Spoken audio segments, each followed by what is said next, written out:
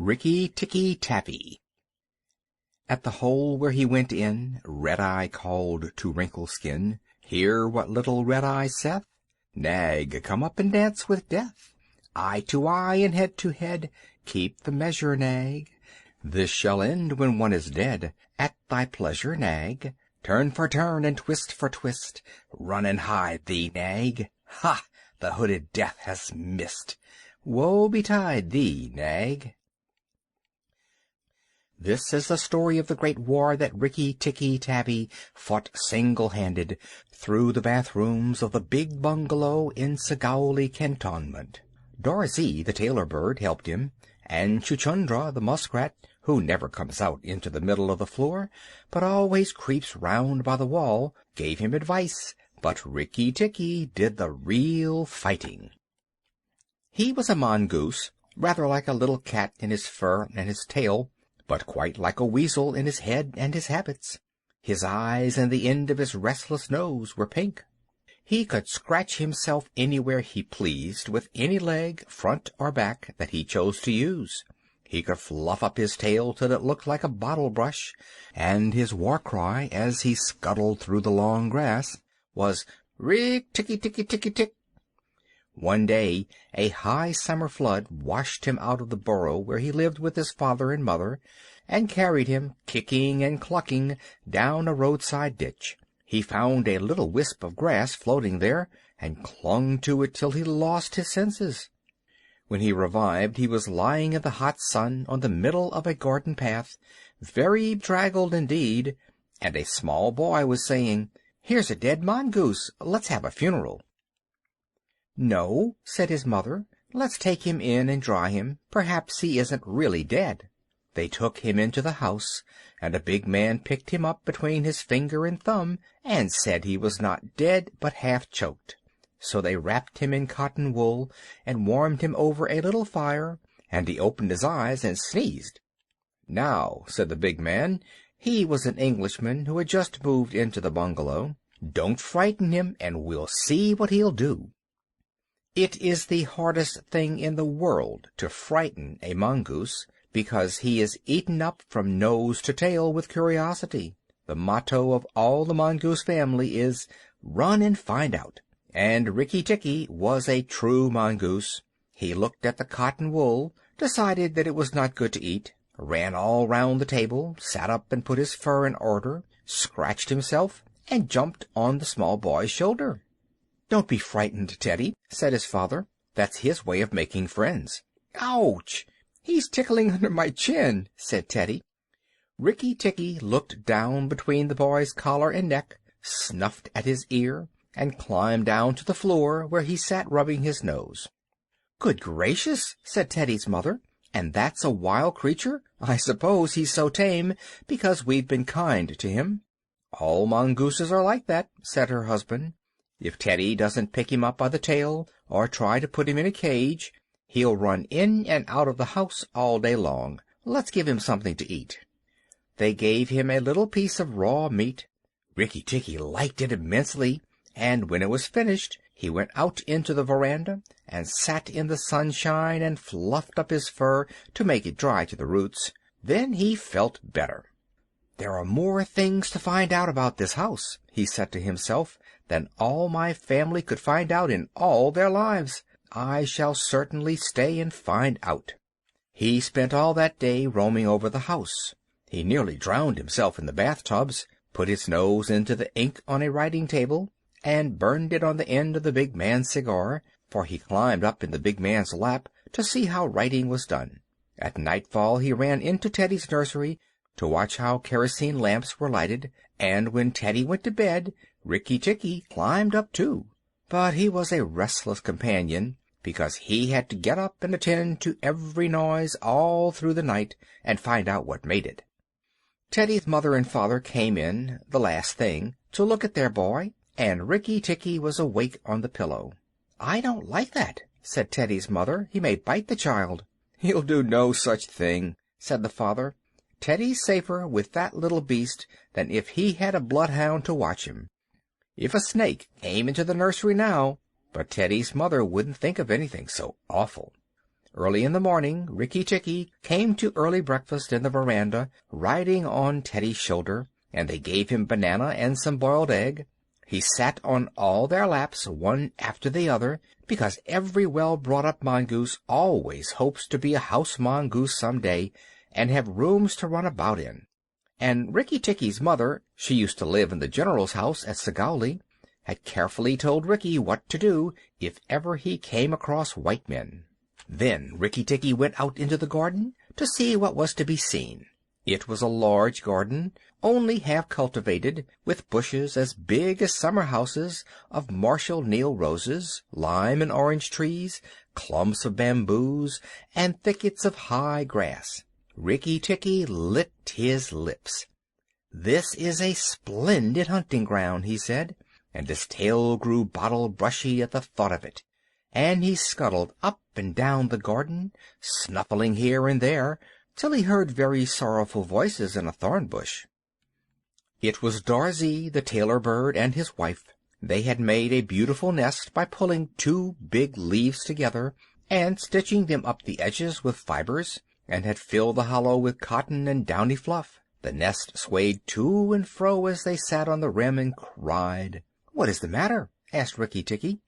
"We are very miserable," said Darzee. "One of our babies fell out of the nest yesterday, and Nag ate him." Said Rikki-Tikki. "That is very sad, but I am a stranger here. Who is Nag?" Darzee and his wife only cowered down in the nest without answering, for from the thick grass at the foot of the bush there came a low hiss, a horrid cold sound that made Rikki-Tikki jump back 2 clear feet. Then inch by inch out of the grass rose up the head and spread hood of Nag, the big black cobra, and he was 5 feet long from tongue to tail. When he had lifted 1/3 of himself clear of the ground, he stayed balancing to and fro, exactly as a dandelion tuft balances in the wind, and he looked at Rikki-Tikki with the wicked snake's eyes that never change their expression, whatever the snake may be thinking of. "Who is Nag?" said he. "I am Nag. The great god Brahm put his mark upon all our people. When the first cobra spread his hood to keep the sun off Brahm as he slept. Look and be afraid." He spread out his hood more than ever, and Rikki-Tikki saw the spectacle mark on the back of it that looks exactly like the eye part of a hook and eye fastening. He was afraid for the minute, but it is impossible for a mongoose to stay frightened for any length of time, and though Rikki-Tikki had never met a live cobra before, his mother had fed him on dead ones, and he knew that all a grown mongoose's business in life was to fight and eat snakes. Nag knew that too, and at the bottom of his cold heart he was afraid. "Well," said Rikki-Tikki, and his tail began to fluff up again, "marks or no marks, do you think it is right for you to eat fledglings out of a nest?"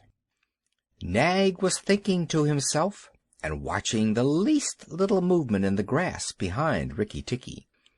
He knew that mongooses in the garden meant death sooner or later for him and his family, but he wanted to get Rikki-Tikki off his guard, so he dropped his head a little and put it on one side. "Let us talk," he said. "You eat eggs. Why should not I eat birds?" "Behind you! Look behind you!" sang Darzee. Rikki-Tikki knew better than to waste time in staring. He jumped up in the air as high as he could go, and just under him whizzed by the head of Nagaina, Nag's wicked wife. She had crept up behind him as he was talking, to make an end of him. He heard her savage hiss as the stroke missed. He came down almost across her back, and if he had been an old mongoose he would have known that then was the time to break her back with one bite. But he was afraid of the terrible lashing return stroke of the cobra. He bit indeed, but he did not bite long enough, and he jumped clear of the whisking tail, leaving Nagaina torn and angry. "Wicked, wicked Darzee," said Nag, lashing up as high as he could reach toward the nest in the thorn bush. But Darzee had built it out of reach of snakes, and it only swayed to and fro. Rikki-Tikki felt his eyes growing red and hot. When a mongoose's eyes grow red, he is angry, and he sat back on his tail and hind legs like a little kangaroo, and looked all round him, and chattered with rage. But Nag and Nagaina had disappeared into the grass. When a snake misses its stroke, it never says anything, or gives any sign of what it means to do next. Rikki-Tikki did not care to follow them, for he did not feel sure that he could manage 2 snakes at once. So he trotted off to the gravel path near the house, and sat down to think. It was a serious matter for him. If you read the old books of natural history, you will find they say that when the mongoose fights the snake and happens to get bitten, he runs off and eats some herb that cures him. That is not true. The victory is only a matter of quickness of eye and quickness of foot. Snakes blow against mongooses jump, and as no eye can follow the motion of a snake's head when it strikes, this makes things much more wonderful than any magic herb. Rikki-Tikki knew he was a young mongoose, and it made him all the more pleased to think that he had managed to escape a blow from behind. It gave him confidence in himself, and when Teddy came running down the path, Rikki-Tikki was ready to be petted. But just as Teddy was stooping, something wriggled a little in the dust, and a tiny voice said, "Be careful, I am Death." It was Crate, the dusty brown snakeling that lies for choice on the dusty earth, and his bite is as dangerous as the cobra's. But he is so small that nobody thinks of him, and so he does the more harm to people. Rikki-Tikki's eyes grew red again, and he danced up to Crate with the peculiar rocking, swaying motion that he had inherited from his family. It looks very funny, but it is so perfectly balanced a gait that you can fly off from it at any angle you please, and in dealing with snakes this is an advantage.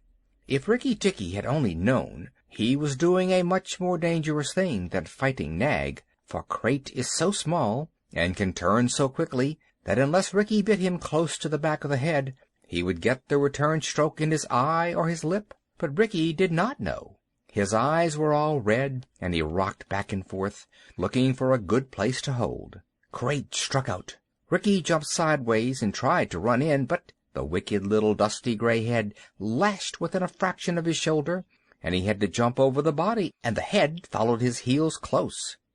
Teddy shouted to the house, "Oh, look here! Our mongoose is killing a snake!"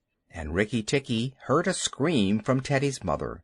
His father ran out with a stick, but by the time he came up, Crate had lunged out once too far, and Rikki-Tikki had jumped on the snake's back, dropped his head far between his forelegs, bitten as high up the back as he could get hold, and rolled away.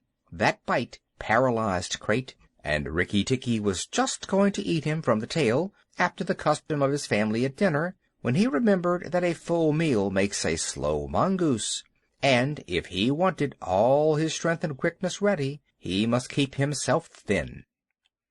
He went away for a dust bath under the castor oil bushes, while Teddy's father beat the dead Crate. "What is the use of that?" thought Rikki-Tikki. "I have settled it all." And then Teddy's mother picked him up from the dust and hugged him, crying that he had saved Teddy from death. And Teddy's father said that he was a providence, and Teddy looked on with big, scared eyes. Rikki-Tikki was rather amused at all this fuss, which, of course, he did not understand. Teddy's mother might just as well have petted Teddy for playing in the dust. Rikki was thoroughly enjoying himself. That night at dinner, walking to and fro among the wine glasses on the table, he might have stuffed himself 3 times over with nice things, but he remembered Nag and Nagaina, and though it was very pleasant to be patted and petted by Teddy's mother, and to sit on Teddy's shoulder, his eye would get red from time to time, and he would go off into his long war cry of "Rick-tick-tick-tick-tick." Teddy carried him off to bed, and insisted on Rikki-Tikki sleeping under his chin. Rikki-Tikki was too well bred to bite or scratch, but as soon as Teddy was asleep, he went off for his nightly walk round the house, and in the dark he ran up against Chuchundra the muskrat, creeping around by the wall. Chuchundra is a broken-hearted little beast. He whimpers and cheeps all the night, trying to make up his mind to run into the middle of the room, but he never gets there. "Don't kill me," said Chuchundra, almost weeping. "Rikki-Tikki, don't kill me." "Do you think a snake-killer kills muskrats?" said Rikki-Tikki scornfully. "Those who kill snakes get killed by snakes," said Chuchundra, more sorrowfully than ever. "And how am I to be sure that Nag won't mistake me for you some dark night?" "There's not the least danger," said Rikki-Tikki. "But Nag is in the garden, and I know you don't go there." "My cousin Chua the rat told me—" said Chuchundra, and then he stopped. "Told you what?" "Hush! Nag is everywhere, Rikki-Tikki. You should have talked to Chua in the garden." "I didn't, so you must tell me. Quick, Chuchundra, or I'll bite you." Chuchundra sat down and cried till the tears rolled off his whiskers. "I am a very poor man," he sobbed. "I never had spirits enough to run out into the middle of the room. Hush! I mustn't tell you anything. Can't you hear, Rikki-Tikki?" Rikki-Tikki listened. The house was as still, but he thought he could just catch the faintest scratch in the world, a noise as faint as that of a wasp walking on a window pane, the dry scratch of a snake's scales on brickwork. "That's Nag or Nagina," he said to himself, "and he is crawling into the bathroom sluice. You're right, Chuchundra. I should have talked to Chua." He stole off to Teddy's bathroom, but there was nothing there, and then to Teddy's mother's bathroom. At the bottom of the smooth plaster wall there was a brick pulled out to make a sluice for the bath water, and as Rikki-Tikki stole in by the masonry curb where the bath is put, he heard Nag and Nagina whispering together outside in the moonlight. "When the house is emptied of people," said Nagina to her husband, "he will have to go away, and then the garden will be our own again. Go in quietly, and remember that the big man who killed Crate is the first one to bite. Then come out and tell me, and we will hunt for Rikki-Tikki together." "But are you sure that there is anything to be gained by killing the people?" said Nag. "Everything. When there were no people in the bungalow, did we have any mongoose in the garden? So long as the bungalow is empty, we are king and queen of the garden. And remember that as soon as our eggs in the melon patch hatch, as they may tomorrow, our children will need room and quiet." "I had not thought of that," said Nag. "I will go, but there is no need that we should hunt for Rikki-Tikki afterward. I will kill the big man and his wife and the child if I can, and come away quietly. Then the bungalow will be empty, and Rikki-Tikki will go." Rikki-Tikki tingled all over with rage and hatred at this, and then Nag's head came through the sluice, and his 5 feet of cold body followed it. Angry as he was, Rikki-Tikki was very frightened as he saw the size of the big cobra. Nag coiled himself up, raised his head, and looked into the bathroom in the dark, and Rikki could see his eyes glitter. "Now, if I kill him here, Nagina will know, and if I fight him on the open floor, the odds are in his favor. What am I to do?" said Rikki-Tikki-Tavi. Nag waved to and fro, and then Rikki-Tikki heard him drinking from the biggest water jar that was used to fill the bath. "That is good," said the snake. "Now, when Crate was killed, the big man had a stick. He may have that stick still, but when he comes in to bathe in the morning, he will not have a stick. I will wait here till he comes. Nagaina, do you hear me? I shall wait here in the cool till daytime." There was no answer from outside, so Rikki-Tikki knew Nagaina had gone away. Nag coiled himself down, coil by coil, round the bulge at the bottom of the water jar, and Rikki-Tikki stayed still as death. After an hour he began to move, muscle by muscle, toward the jar. Nag was asleep, and Rikki-Tikki looked at his big back, wondering which would be the best place for a good hold. "If I don't break his back at the first jump," said Rikki, "he can still fight. And if he fights, oh, Rikki!" He looked at the thickness of the neck below the hood, but that was too much for him, and the bite near the tail would only make Nag savage. "It must be the head," he said at last, "the head above the hood, and when I am once there, I must not let go." Then he jumped. The head was lying a little clear of the water jar, under the curve of it, and as his teeth met, Rikki braced his back against the bulge of the red earthenware to hold down the head. This gave him just 1 second's purchase, and he made the most of it. Then he was battered to and fro like a rat is shaken by a dog, to and fro on the floor, up and down, and around in great circles. But his eyes were red, and he held on as the body cart whipped over the floor, upsetting the tin dipper and the soap dish and the flesh brush, and banged against the tin side of the bath. As he held, he closed his jaws tighter and tighter, for he made sure he would be banged to death, and for the honor of his family he preferred to be found with his teeth locked. He was dizzy, aching, and felt shaken to pieces, when something went off like a thunderclap just behind him. A hot wind knocked him senseless, and red fire singed his fur. The big man had been wakened by the noise, and had fired both barrels of a shotgun into Nag just behind the hood. Rikki-Tikki held on with his eyes shut, for now he was quite sure he was dead. But the head did not move, and the big man picked him up and said, "It's the mongoose again, Alice. The little chap has saved our lives now." Then Teddy's mother came in with a very white face, and saw what was left of Nag, and Rikki-Tikki dragged himself to Teddy's bedroom, and spent half the rest of the night shaking himself tenderly to find out whether he really was broken into 40 pieces, as he fancied. When morning came, he was very stiff, but well pleased with his doings. "Now I have Nagaina to settle with, and she will be worse than 5 Nags, and there is no knowing when the eggs she spoke of will hatch. Goodness, I must go and see Darzee," he said. Without waiting for breakfast, Rikki-Tikki ran to the thorn bush where Darzee was singing a song of triumph at the top of his voice. The news of Nag's death was all over the garden, for the sweeper had thrown the body on the rubbish heap. "Oh, you stupid tuft of feathers!" said Rikki-Tikki angrily. "Is this the time to sing?" "Nag is dead, is dead, is dead," sang Darzee. "The valiant Rikki-Tikki caught him by the head and held fast. The big man brought the bang stick, and Nag fell into pieces. He will never eat my babies again." "All that's true enough, but where's Nagaina?" said Rikki-Tikki, looking carefully round him. "Nagaina came to the bathroom sluice and called for Nag," Darzee went on, "and Nag came out on the end of a stick. The sweeper picked him up on the end of a stick and threw him on the rubbish heap.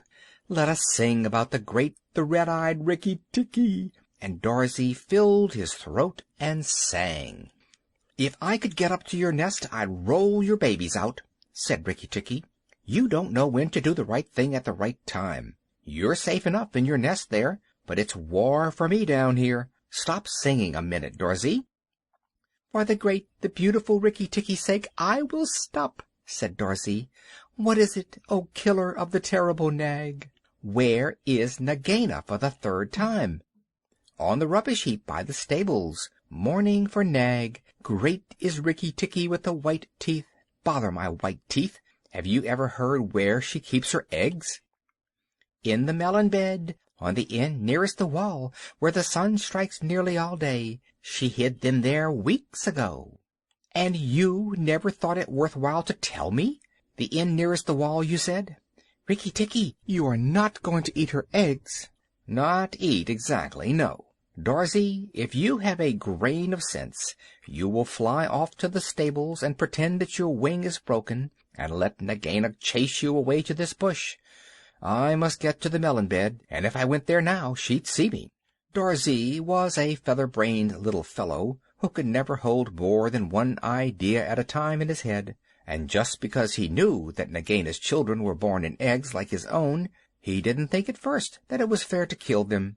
But his wife was a sensible bird, and she knew that cobra's eggs meant young cobras later on. So she flew off from the nest and left Darzee to keep the babies warm and continue his song about the death of Nag. Darzee was very like a man in some ways.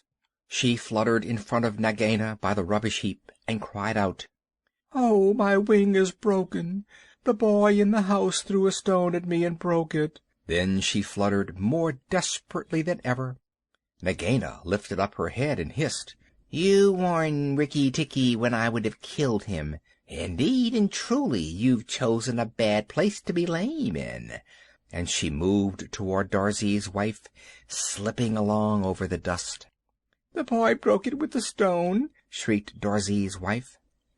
"Well, it may be some consolation to you when you're dead to know that I shall settle accounts with the boy. My husband lies on the rubbish heap this morning, but before the night the boy in the house will lie very still. What is the use of running away? I am sure to catch you. Little fool, look at me."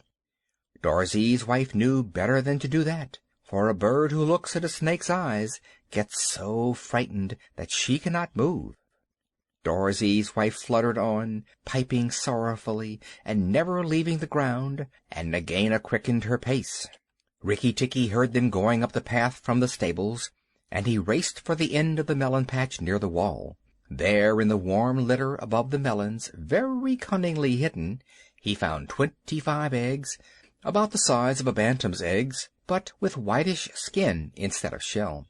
"I was not a day too soon," he said, for he could see the baby cobras curled up inside the skin, and he knew that the minute they were hatched they could each kill a man or a mongoose. He bit off the tops of the eggs as fast as he could, taking care to crush the young cobras, and turned over the litter from time to time to see whether he had missed any.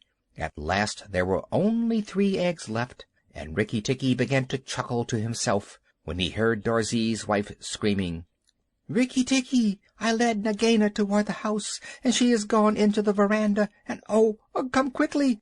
She means killing." Rikki-Tikki smashed 2 eggs and tumbled backwards down the melon bed with the 3rd egg in his mouth, and scuttled to the veranda as hard as he could put foot to the ground. Teddy and his mother and father were there at early breakfast, but Rikki-Tikki saw that they were not eating anything. They sat stone still, and their faces were white. Nagaina was coiled up on the matting by Teddy's chair, within easy striking distance of Teddy's bare leg, and she was swaying to and fro, singing a song of triumph. "Son of the big man that killed Nag," she hissed, "stay still. I am not ready yet. Wait a little. Keep very still, all you 3. If you move, I strike, and if you do not move, I strike. Oh, foolish people who killed my Nag!" Teddy's eyes were fixed on his father, and all his father could do was to whisper, "Sit still, Teddy. You mustn't move. Teddy, keep still." Then Rikki-Tikki came up and cried, "Turn round, Nagaina. Turn and fight." "All in good time," said she, without moving her eyes. "I will settle my account with you presently. Look at your friends, Rikki-Tikki. They are still and white. They are afraid. They dare not move, and if you come a step nearer, I strike." "Look at your eggs," said Rikki-Tikki, "in the melon bed near the wall. Go and look, Nagaina." The big snake turned half around and saw the egg on the veranda. "Ah, give it to me!" she cried. Rikki-Tikki put his paws one on each side of the egg, and his eyes were blood red. What price for a snake's egg? For a young cobra? For a young king cobra? For the last, the very last of the brood? The ants are eating all the others down by the melon bed. Nagaina spun clear round, forgetting everything for the sake of the one egg. Rikki-Tikki saw Teddy's father shoot out a big hand, catch Teddy by the shoulder, and drag him across the little table with the teacups, safe and out of reach of Nagaina. "Tricked, tricked, tricked! Rick-tick-tick!" chuckled Rikki-Tikki. "That boy is safe, and it was I that caught Nag by the hood last night in the bathroom." Then he began to jump up and down, all 4 feet together, his head close to the floor. "He threw me to and fro, but he could not shake me off. He was dead before the big man blew him in two. I did it. Rikki-Tikki-Tikki-Tick! Come then, Nagaina, come and fight me. You shall not be a widow long." Nagaina saw that she had lost her chance of killing Teddy, and the egg lay between Rikki-Tikki's paws. "Give me the egg, Rikki-Tikki, and give me the last of my eggs, and I will go away and never come back," she said, lowering her hood. "Yes, you will go away, and you will never come back, for you will go to the rubbish heap with Nag. Fight, widow! The big man has gone for his gun. Fight!" Rikki-Tikki was bounding all round Nagaina, keeping just out of reach of her stroke, his little eyes like hot coals. Nagaina gathered herself together and flung out at him. Rikki-Tikki jumped up and backward. Again and again and again she struck, and each time her head came with a whack on the matting of the veranda, and she gathered herself together like a watch-spring. Then Rikki-Tikki danced in a circle to get behind her, and Nagaina spun round to keep her head to his head, so that the rustle of her tail on the matting sounded like dry leaves blown along by the wind. He had forgotten the egg. It still lay on the veranda, and Nagaina came nearer and nearer to it, till at last, while Rikki-Tikki was drawing breath, she caught it in her mouth, turned to the veranda steps, and flew like an arrow down the path, with Rikki-Tikki behind her. When the cobra runs for her life, she goes like a whiplash flicked across a horse's neck. Rikki-Tikki knew that he must catch her, or all the trouble would begin again. She headed straight for the long grass by the thorn bush, and as he was running, Rikki-Tikki heard Darzee still singing his foolish little song of triumph. But Darzee's wife was wiser. She flew off her nest as Nagaina came along, and flapped her wings about Nagaina's head. If Darzee had helped, they might have turned her, but Nagaina only lowered her hood and went on. Still, the instant's delay brought Rikki-Tikki up to her, and as she plunged into the rat-hole where she and Nag used to live, his little white teeth were clenched on her tail, and he went down with her. And very few mongooses, however wise and old they may be, care to follow a cobra into its hole. It was dark in the hole, and Rikki-Tikki never knew when it might open out and give Nagaina room to turn and strike at him. He held on savagely, and stuck out his feet to act as brakes on the dark slope of the hot, moist earth. Then the grass by the mouth of the hole stopped waving, and Darzee said, "It is all over with Rikki-Tikki. We must sing his death song. Valiant Rikki-Tikki is dead, for Nagaina will surely kill him underground." So he sang a very mournful song that he made up on the spur of the minute, and just as he got to the most touching part, the grass quivered again, and Rikki-Tikki, covered with dirt, dragged himself out of the hole, leg by leg, licking his whiskers. Darzee stopped with a little shout. Rikki-Tikki shook some of the dust out of his fur and sneezed. "It is all over," he said. "The widow will never come out again." And the red ants that lived between the grass stems heard him, and began to troop down one after another to see if he had spoken the truth. Rikki-Tikki curled himself up in the grass and slept where he was, slept and slept till it was late in the afternoon, for he had done a hard day's work. "Now," he said when he awoke, "I will go back to the house. Tell the coppersmith, Darzee, and he will tell the garden that Nagaina is dead." The coppersmith is a bird which makes a noise exactly like the beating of a little hammer on a copper pot, and the reason he is always making it is because he is the town crier to every Indian garden, and tells all the news to everybody who cares to listen. As Rikki-Tikki went up the path, he heard his "attention" notes like a tiny dinner gong, and then the steady ding dong tuck. Nag is dead, dong. Nagaina is dead, ding dong tuck. That set all the birds in the garden singing, and the frogs croaking, for Nag and Nagaina used to eat frogs as well as little birds. When Rikki got to the house, Teddy and Teddy's mother, she looked very white still, for she had been fainting, and Teddy's father came out and almost cried over him, and that night he ate all that was given him till he could eat no more, and went to bed on Teddy's shoulder, where Teddy's mother saw him when she came to look late at night. "He saved our lives and Teddy's life," she said to her husband. "Just think, he saved all our lives." Rikki-Tikki woke up with a jump, for the mongooses are light sleepers. "Oh, it's you," said he. "What are you bothering for? All the cobras are dead, and if they weren't, I'm here." Rikki-Tikki had a right to be proud of himself, but he did not grow too proud, and he kept that garden as a mongoose should keep it, with tooth and jump and spring and bite, till never a cobra dared show its head inside the wall.